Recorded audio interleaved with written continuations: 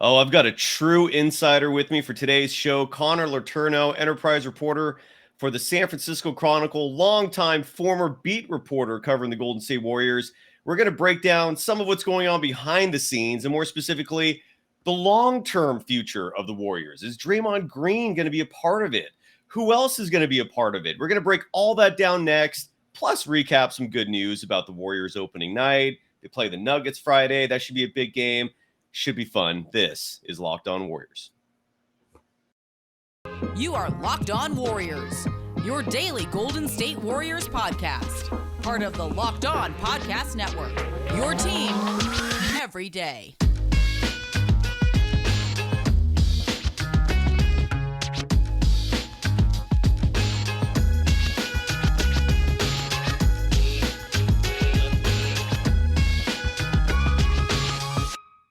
Thank you for making Locked On Warriors your first listen every day. We're free and available wherever you get podcasts. You can follow Connor Letourneau on Twitter at @con_Chron,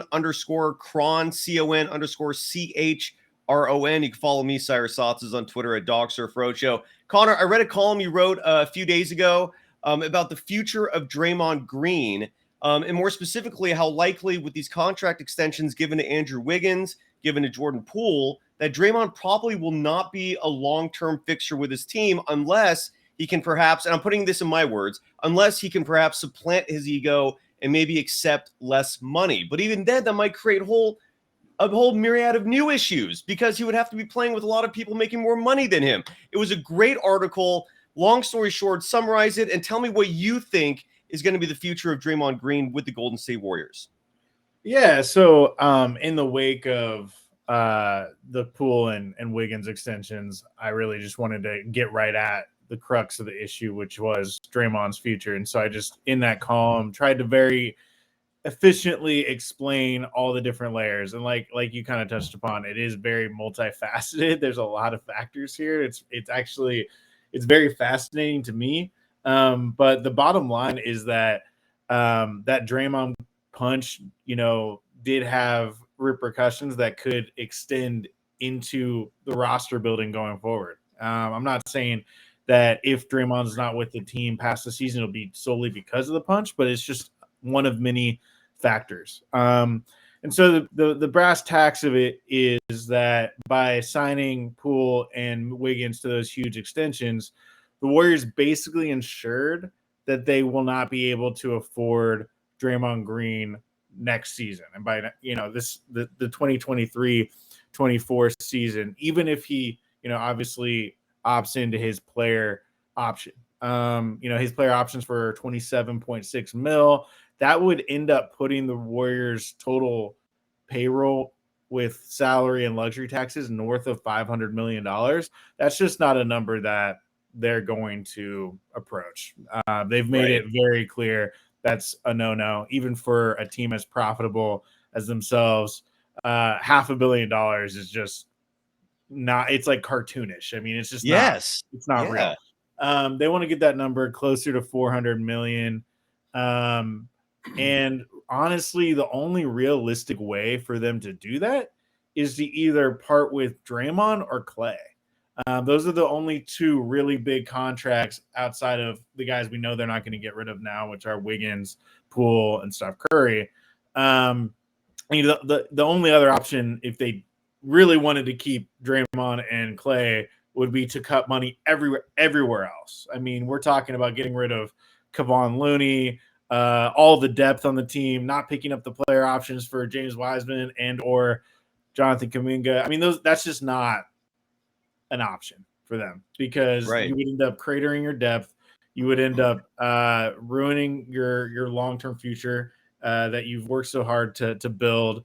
And so that's not an option. So it comes down to Clay and Draymond. And I think it's very clear that the answer is Draymond. They're not gonna part with Clay for a lot of reasons. On one basic level, his contract's actually harder to unload than Draymond's. It's actually significantly bigger than Draymond's. It's like 43 mil next year as opposed to Draymond's 27. So that's why I believe that even before the punch, in a situation where the Warriors were going to lock down Wiggins and Poole long term, Draymond was probably always going to be the odd man out, but then everything that's happened in recent weeks has just made that even more obvious.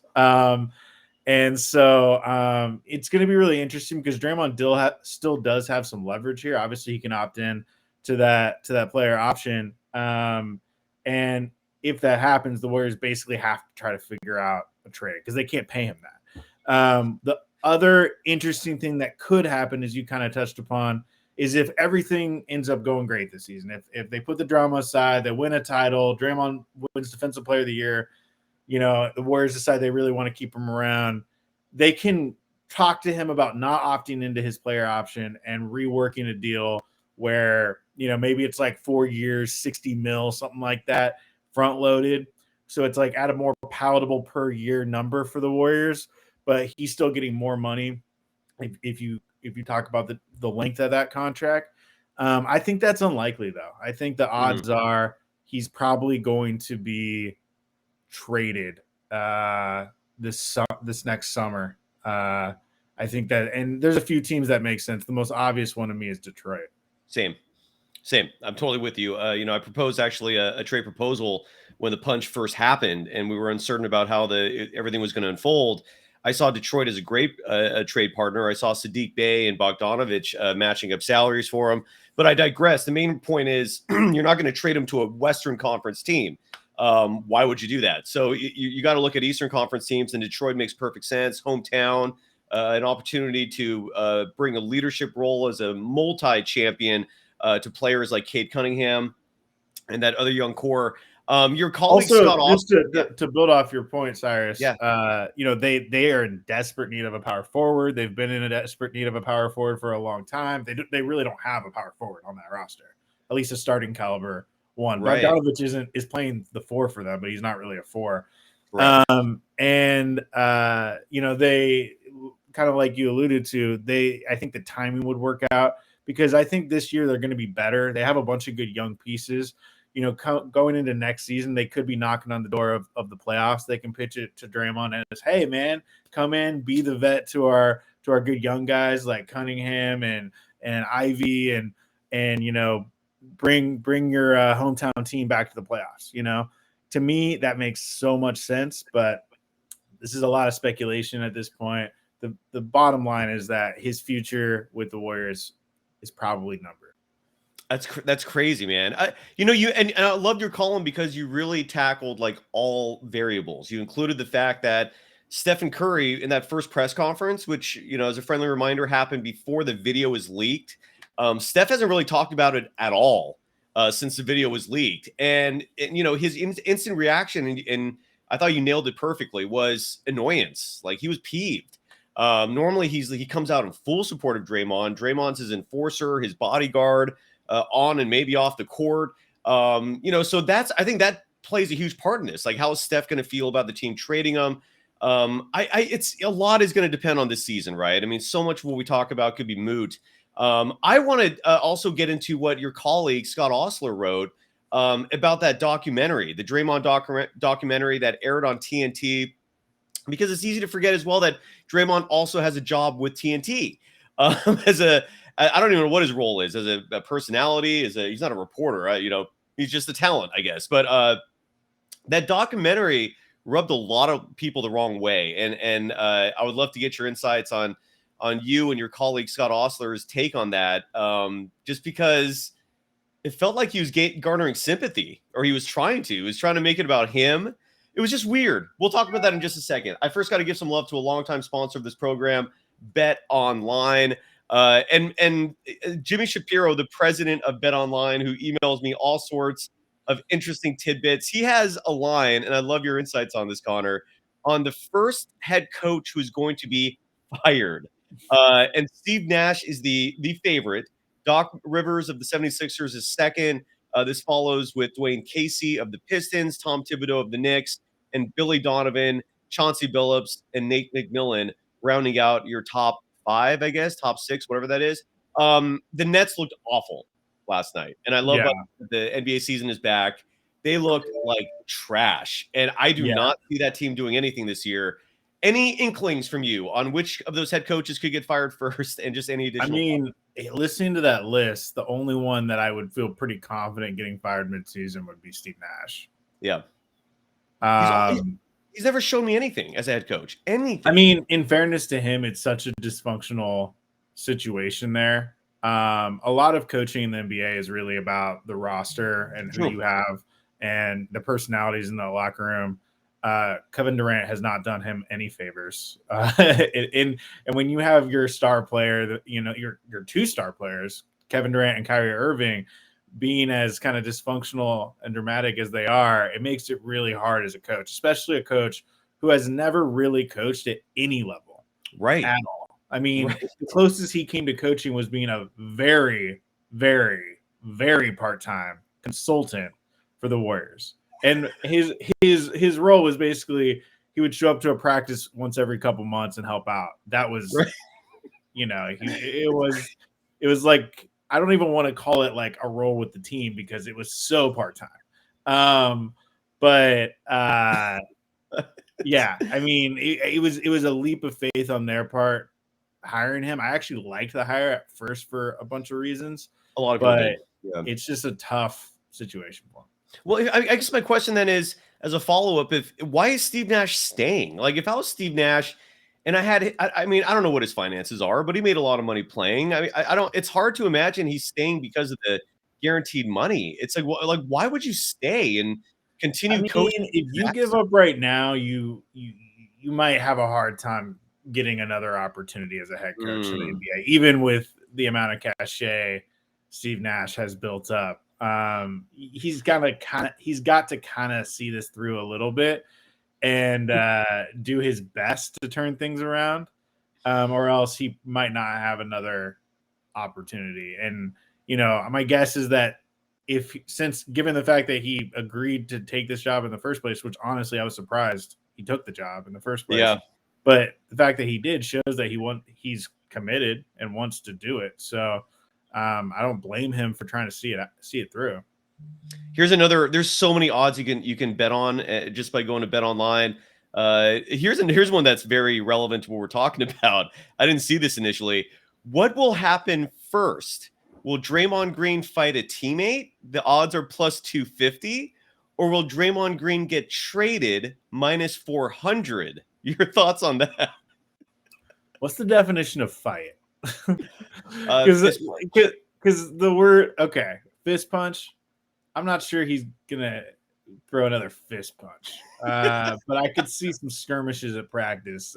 It's, as I'm sure we're about to get into here, there's a lot of lingering stuff going on among the team and there's been a few dead giveaways of the fact that things are not completely harmonious with Draymond. Right. Absolutely. We'll get into more of that in just a minute. Look, betonline.net. They are your number one source for betting on everything. Football season's in full gear. Major League Baseball playoffs are ongoing right now. Of course, the NBA has tipped off. Head to the website today or use your mobile device to learn more. BetOnline, it's where the game starts. You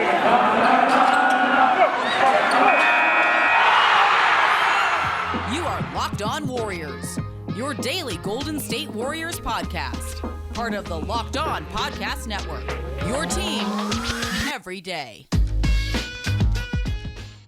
Thank you for making Locked On Warriors your first listen today. Make your second listen game-to-game NBA. Every moment, every top performance, every result. Locked On game-to-game covers every game from across the NBA with local analysis that only Locked On can deliver. Follow Game to Game on Locked On NBA, available on the Odyssey app, YouTube, and wherever you get your podcasts. And that includes me. After every game, I upload a quick synopsis of the post game in terms of recap. And you can follow Connor Letourneau on Twitter, who provides tremendous content. You can follow Connor on Twitter at @con_cron. By the way, Connor, you and I talked about this. I can't remember if it was on the show or off the air, about how ridiculous it is that so many people get their information or are entertained by podcasts, by shows that feature people who have no connections, who have no background in the NBA. They're just like fans, but for some reason people love them. I mean, I don't have a problem with that if those hosts And look, I'm good friends with Bram Hillsman, who's the host of Warriors Huddle. He's a very close friend of mine. He would tell you he's just a fan of the team. He's not, an insider. But the thing that I respect about his show is that he has, experts on and all the time. And I do think that dynamic can be really good. But if a podcast is just a couple fans sitting around and pontificating, why should I listen to you? Because Agreed. you don't know anything more than Joe Schmo walking down the street. You haven't, you haven't talked to anyone. You don't have any actual insight. Yeah, absolutely. And there's some networks out there like, I don't know, one called Blue Wire. And the problem is networks like that tarnish the image of all the other shows. And these teams take note of that. And it affects our damn access and credibility. So anyways, it blows my mind. That could be a whole other topic. Let's go back to Draymond Green. What was Scott Ostler's take, and what's your take from that documentary? Because my take quickly was Draymond Green, 1 minute you're watching this documentary and you're going, wow, cool ride. Like they went to Japan. You're seeing some behind the scenes stuff of what went on with that trip. And then comes like the whole fight topic. And the one thing that was interesting to me that I took from Draymond's side was that he does not consume media really at all. Like he doesn't go to social media. He doesn't see any of the noise that's directed toward him. So he might not have any perspective on the impact of that video in terms of general society and their reaction to it, which I kind of respect, because for your mental health, that's a good thing. But it also showed some naivety in terms of like his lack of perspective on how it impacted his team, the fans. What was your reaction to that documentary? And your colleague Scott also wrote a whole column on it. Yeah, your take, please. Yeah, I'm glad I was off yesterday, and I'm glad Scott jumped on that because it was something that really needed to be written about, in my opinion. I completely agree with pretty much everything Scott wrote in that column. And if you haven't read it, listeners out there, go check it out. He did a really nice job, I thought, of breaking it down. Bottom line is that Draymond doesn't get it. He just doesn't get it. I mean, he came out a couple of days after the video was released and had a very contrite 40-minute press conference where it seemed like he said all the right things and it was great. But I think since then, you're seeing him kind of slip back into old habits, bad habits, and you're seeing him kind of be the Draymond of old in a negative sense in some ways. And it seems like he just doesn't really get it. I mean, his first press conference a few days after that initial press conference where he was very contrite, he started being a little bit more argumentative. He took issue with the narrative out there that he needs to build back trust, which to me is a fact. It's not really something you can argue, but he was saying it's more about camaraderie and blah, blah, blah. And just a lot of the tangents he was going on. It's like, you don't get it, man. Like you're like getting away from the point here, and you need to just be like, if you're in Draymond's situation, you need to just put your head down and just fall on the sword and just be the best possible human being and teammate you possibly can.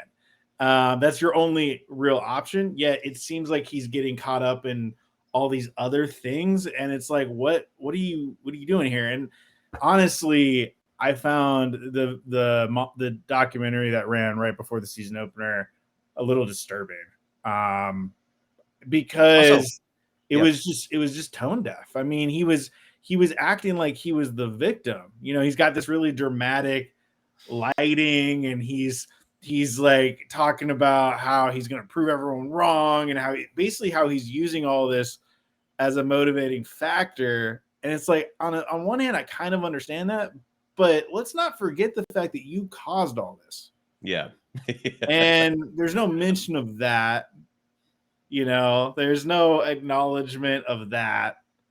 And I just found it, and I don't know how much, it was his production company that put it together. So I'm guessing that he had some say in how it was put together. But there was the way it was shot and the way it was spliced together, there were some parts that made you kind of step back and personally made me feel uncomfortable. There's that part where he's basically talking about how he's gonna, how he's dealing with the video being leaked and and everything. And then he cuts to him kissing his daughter. And it's just like, what are you doing here? Like, this is borderline. This is just makes me really uncomfortable. Like, you know what I mean? It was PR. It was PR. It was PR to the nth degree. To the nth absolutely degree. Just to try to remake his image. I agree, man. The one thing I just wish I would see more from Draymond is contrition. I do not see enough remorse. I don't see enough like a genuine expression from him that I messed up. What I did clearly crossed a huge line. I feel awful. I guess that's really the part of it. I don't get any sense that he feels awful about what he did. And I wish I got that sense from him. I don't get it. And I've talked to people in the organization who are like, oh, well, behind closed doors, he's acting more contrite and stuff like that. And I'm like, that's great. If that's true, that's great. But you need to convey that publicly too. How you can convey yourself publicly matters for a lot of reasons. Largely because your teammates and the people in the organization are following what is being said through the media too. And if you're acting and saying all the right things around them, but then you're going to the public and being what might be interpreted as disingenuous, that might raise some questions for the team. So, this matters. And I do know that there were people around the organization who had some pause around that video, and, they were like kind of feeling the way anyone would feel watching that video, I think. Yeah, and again, and then the other side of the coin is, of course, without Draymond, all of this success, all of the many good feelings so many people have had over the years would not happen without Draymond, right? And I really don't think they win a title this year without him. He is that important. Let me ask you this: you attribute Spot Track a lot in your articles. You introduced me to Keith Smith, who is an awesome source, by the way. He is a fantastic salary cap expert. And Keith's indication is that, look, the CBA expires after this year. So there's no doubt behind the scenes negotiations are happening. If it's not, that will blow my mind. That is not prudent business practice by any regard. My guess is they are talking. And one of the points of contention is continuing to penalize teams in terms of luxury tax penalties for your own draft picks. And logically, it makes no damn sense to continue doing so, right? Because the entire spirit of the rule of luxury tax penalties is to prevent bigger market teams from outspending smaller market teams and attracting big free agents and so forth. But it should not be penalizing teams for drafting effectively. And that's what it does mostly, at least to the Golden State Warriors, right. Because every player on that roster who's significant, say for Andrew Wiggins, was drafted. I mean, and they're being penalized simply because they are successful when it comes to scouting and development. And I don't know, like I feel like Lacob and Gruber would not have spent what they've spent, and I love that they did that. They deserve all the credit in the world for those extensions. But I don't know if they would do that if they didn't have some sense that there was going to be some relief in terms of luxury tax penalties on draft picks. And there's some other teams out there in smaller markets who may not be forced to pay penalties like this upcoming season or next season, but they might soon. And there's a lot of small market teams that would get relief, like the New Orleans Pelicans comes to mind, for example, a team that's up and coming, and some of their talent is homegrown, Zion Williamson being the most obvious. What do you think? Is there any chance of that? I mean, and let's say it happens, how do you recalibrate all these opinions on the Warriors and Draymond? Because all of a sudden you're not spending the amounts that we're expecting them to spend. Like, your thoughts on that, please. Yeah, no, you've brought that up a lot on this podcast, and for good reason. I mean, it's not something I've heard a lot from other outlets. So props to you for keeping it out there. Props to you for your introduction to Keith Smith, man. I mean, he's Keith Smith before I wrote my column the other day, because he knows far more about the luxury tax and salary cap than I do. I don't pretend to be an expert about this, and so I go to the true experts whenever I'm writing off of it. About it, but he didn't mention that to me and we talked for a half hour about all these dynamics. Now, I think it's one of those things where it's hard to really analyze because we have no idea if it's going to happen, and I think we really have no idea of even the true likelihood of it. I believe Bob Myers, when he said the other day that when he was talking about the signings of Wiggins and Poole, that they have to focus on this season and they'll figure out next season when it comes. Now, that being said, I do think he has like different scenarios in his mind and different plans in his head. But on a basic level, they do have to see how things unfold, both on the court and off with, the CBA and all those things. Now, if that does happen, if there's a ruling with the CBA that falls in the Warriors' favor, great. That makes some of their decision-making processes easier in certain ways. But I really do feel like this is probably Draymond's last year, regardless of what happens with the CBA, regardless of any of that stuff. There's something to be said for just a feeling you get being around a team. Yeah, of course. For a vibe you pick up. Well, science, just sorry to interrupt real quick, Connor, science recognizes intuition. So if your intuition is saying that he's gone, I'm just saying that I was in the locker room and around the team in 2018-19 and with Durant's last year. And I could have promised you and guaranteed you that he was leaving because of just the vibe I got, not just from him, but from the team. It was just clear that the marriage was ending. It was clear that it was over. That was just apparent.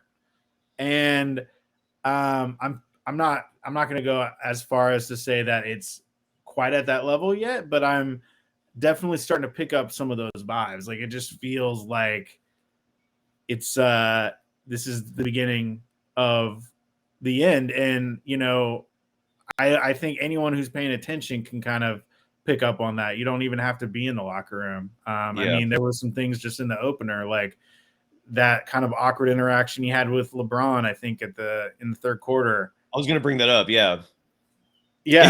So, I mean, he calls over LeBron to the Warriors bench and they're just kind of joking around and laughing. And everyone else is kind of sitting on the bench, like kind of with one of those facial expressions of like, what are you doing, dude? Like, we know you're friends and all, but this isn't the time or place. Right. And he had that interaction with LeBron was probably the most lighthearted reaction I saw from Draymond that night. And LeBron's on the opposing team, obviously. So, things like that. Obviously the video, like the way he's handled things in the wake of all this. And then, he's there were a couple times where he was like really getting on opening night where he was really getting in the refs' faces, and he didn't get a tech, but it felt like he saw that. Yeah. And he was unhappy leaving heading to the bench at one point in the game. And it's like, you don't want to read too much into things, but it all goes back to my earlier point, which is that in the wake of something like this, in the wake of something that is a public embarrassment for the entire organization, it's human nature. You need to be on your best behavior. And I'm just not seeing his best behavior right now, and that's concerning. This is the season is a long season. Like the NBA season is incredibly long. If there's any resentment building at all right now, odds are over the course of a long NBA season, it's probably going to bubble to the surface. You're absolutely right, man. And again, I cannot tell people enough how amazing of a journalist you are, how much of an insider you are. I mean, you have direct access to this team. Stephen Curry emails. I mean, dude, you're connected. You are a connected individual, and people should trust you as much as they trust anyone when it comes to the Golden State Warriors. And you're expanding your role, man. You're covering great. You're producing great profile pieces, great human interest pieces. As your new role as an enterprise reporter, but you're also producing great columns covering the Golden State Warriors as well. Let's finish on this note. The Warriors play the Nuggets Friday. It's a game I'm intrigued with because a lot of people have hyped up the Denver Nuggets. I think they're overhyped. I'm not saying they're a bad team. They're not the Nets, but I do not see them as a title contender. I don't see them, even with Michael Porter and Jamal Murray, as a threat to the Golden State Warriors. With that said, I'm very curious about Friday. I'm curious to see how the Warriors will if they'll rise up to the Nuggets. If we see the Nuggets that just lost to who did they lose to again? That was just an awful team. Was it Utah? I think they just lost to Utah, right? I mean, that was so. What are your thoughts on Friday's Warriors Nuggets game at Chase Center? I think it'll be interesting because it is a little bit of a litmus test, just in terms of these are two teams that faced each other in the playoffs not that long ago, and I do think the Nuggets are a better team than they were then. They were dealing with some injuries and things like that, but I also think the Warriors are a better team. Yes. So it'll be interesting to see, how the Warriors look against a team that features what a lot of people would say is the best player in the NBA in Nikola Jokic, for good reason. I thought he was completely deserving of that MVP award. And, it'd be fun to see the JaMychal Green dynamic as well. Yes. He looked really darn good in that season opener. And I know you're a big JaMychal Green fan. I like him a lot. Part of the reason why the Warriors were able to get him on the cheap was he did not have the greatest season for Denver last season. So he's probably feeling a little bit of a chip on his shoulder, like he wants to prove some people wrong, all that kind of stuff. So it'll be fun to watch. I want more impressions, man. Give me more impressions, please. That wasn't an impression of JaMychal Green. That was I just kind of laughed to myself because I even find myself as a sports writer falling into this trap, but it's like so easy to get into that thing of like proving the doubters wrong. Yeah. It's like such a cliche storyline in sports, but it is real to a certain degree. So I love it. And I'm excited to watch that game as well. And again, follow Connor Letourneau on Twitter at CON_CHRON, Con_Cron. Anything else you want to promote? What are you working on next? What's the big piece? That's going to be A1, man. Front page Chronicle. I'm actually a print subscriber. So, you are? Oh, thanks, yeah. Man. Very cool. Thank my stepdad, rest in peace. But yeah. Sorry, awesome. Go ahead. Yeah. I'm working on a bunch of like bigger non-Warriors enterprise. I put a bunch of stuff on the shelf because I needed to focus daily on this Draymond situation, but and I'll continue to respond as things come up. I do have a story coming out, I think tomorrow, on the support staffer who was honored at the pregame ring ceremony. Yes.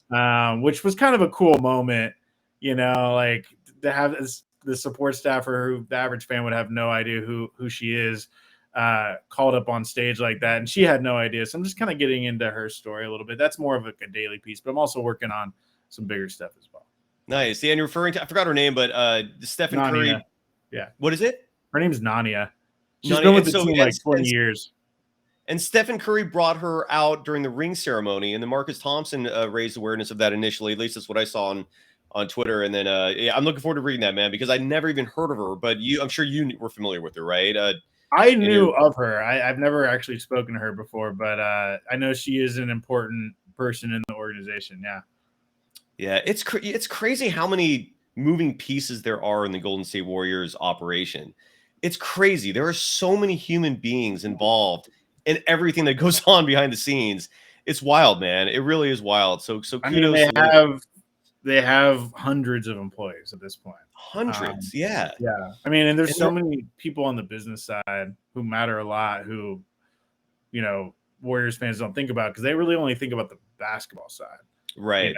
Exactly. But I mean, there's a lot of reasons the Warriors are. I think the Forbes valuations are coming out soon, and I think that the Warriors will probably be valued at north of $7 billion.